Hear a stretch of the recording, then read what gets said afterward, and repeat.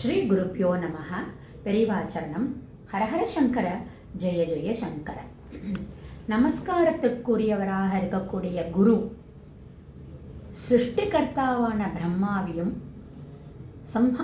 பரிபாலனம் பண்ணக்கூடிய விஷ்ணுவையும் சம்ஹாரம் பண்ணக்கூடிய ருத்ரனையும் விட ஒரு போஸ்ட் ஹையாக இருக்கிறதுனால அவருக்கு எத்தனை நமஸ்காரம், எத்தனை தேங்க்ஸ் சொன்னாலும் போதாது. நம்ம சொன்னோம், நமஸ்காரம் நம்மளுக்கு யாருக்கு பண்ணுவோன்னு ஒரு கொஸ்டின் கேட்டு தான் இந்த இதை ஆரம்பித்தோம். அந்த டாப்பிக்கை நம்மளுக்கு பகவானுக்கு நமஸ்காரம் பண்ணுறதை பற்றி சொல்லலை பெரியவா. நம்மளுக்கு ஒருத்தர்னால சாட்டிஸ்ஃபேக்ஷன், மன திருப்தி, அப்பா இவாள்கிட்ட போனால் நம்மளுக்கு நல்லது நடக்கிறது, நம்மளுடைய திருப்தி நம்மளுக்கு ஏற்படுறது அப்படின்னு நமஸ்காரம் பண்ணுறோம். அப்போது இந்த குருவினால் பரிபாலனமும் கிரியேஷனும் சம்ரக்ஷணமும் டெஸ்ட்ராயும் நடந்து அடி அடியாக எடுத்துட்டு போய் நம்மளை நல்வழிப்படுத்தி எல்லாம் பண்ணுறார் அப்படின்னா அவருக்கு எத்தனை தடவை தேங்க்ஸ் சொல்லணும், எத்தனை தடவை நமஸ்காரம் பண்ணணும், அனந்த கோட்டி நமஸ்காரம் பண்ணணும் அப்படிங்கிறா பெரியவா. ஏன்னா இனிமேல் என்ன நடக்க போகிறதுங்கிறதையும் ரொம்ப அழகாக நம்மளுக்கு குரு அழிச்சுட்டு போகிறார். அதாவது எப்படி சொல்கிறா பெரியவான்னா, ஒரு சின்ன இடுக்கு வழியாக வரக்கூடிய ஒளியை ஒரு பெரிய ஜோதியாக கன்வெர்ட் பண்ணுறாரு. அந்த கன்வெர்ட் பண்ணக்கூடிய கெப்பாசிட்டி யார்கிட்ட இருக்குன்னா குரு கிட்ட இருக்கு.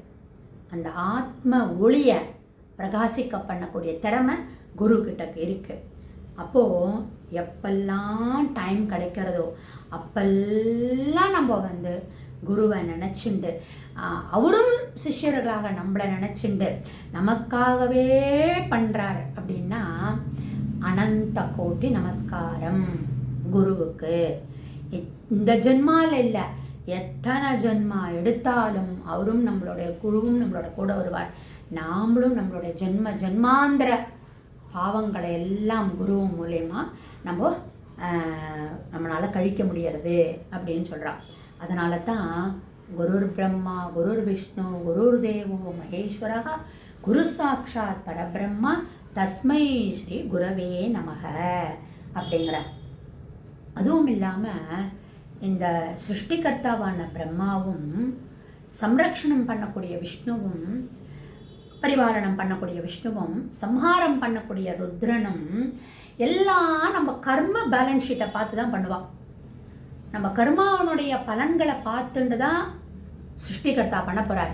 நம்மளுடைய கர்மா பலன்களை பேஸ் பண்ணி தான் நம்மளை சம்ரக்ஷணம் பண்ண போகிறார் விஷ்ணு. நம்ம கர்மா பலனை பேஸ் பண்ணி தான் நம்மளை சம்ஹாரம் பண்ண போகிறார் ருத்ரன் மகேஸ்வரன். அப்போது எல்லாமே நம்ம கர்மா பலனை பேஸ் பண்ணி தான். ஆனால் குருவானவர் நம்மளுடைய கர்மாவை கழிப்பதற்கு, நம்மளுடைய கர்ம பலனுடைய பலனுக்காக நம்மளை பண்ணாமல் நம்மளை பாதிக்காதபடி, அந்த கர்ம பலன் நம்மளை பாதிக்காதபடி ஒரு ஞான கவச்சமாக நம்மளை ப்ரொடெக்ட் பண்ணுறா. அந்த கர்ம பலன் நம்மளை ஹர்ட் பண்ணாதபடி நம்மளை காப்பாற்றுறார். அப்படின்னா அப்படிப்பட்ட குருவுக்கு நம்ம அனந்த கோட்டி நமஸ்காரம் பண்ணுவோம். அந்த குருவனால் நம்மளுடைய கர்மாவினுடைய வீரியங்களும் குறையிறது அப்படின்னு சொல்லி நம்மளுடைய கர்ம சுமைகளை அவர் தாங்கிக்கிறார். அப்படின்னா அவர் நமஸ்காரத்துக்குரியவராக சிருஷ்டிகர்த்தாவாகவும் நம்மளை பரிபாலனம் பண்ணக்கூடியவராகவும் நம்மளை பேட் திங்ஸ் எல்லாம் நம்மள்கிட்ட வராத சம்ஹார மூர்த்தியாகவும் இருக்கக்கூடிய குருவுக்கு அனந்த கோட்டி நமஸ்காரம் அப்படிங்கிறது தான் இந்த சாப்டர் மூலயமா பெரியவா நம்மளுக்கு சொல்கிறோம்.